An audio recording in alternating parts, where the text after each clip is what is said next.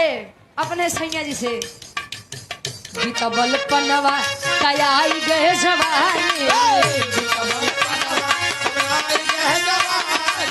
बीतबल पनवा कयाई गए जवानी।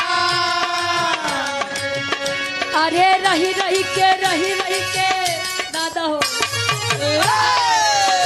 अरे रही के सजिया पे आवया करा अरे रही के सजिया पे आवया करा रजऊ तो कैसे दादा हो तो है कैसे मनाई, दादा हो तो है कैसे मनाई। रतिया हमारा रतिया हमारा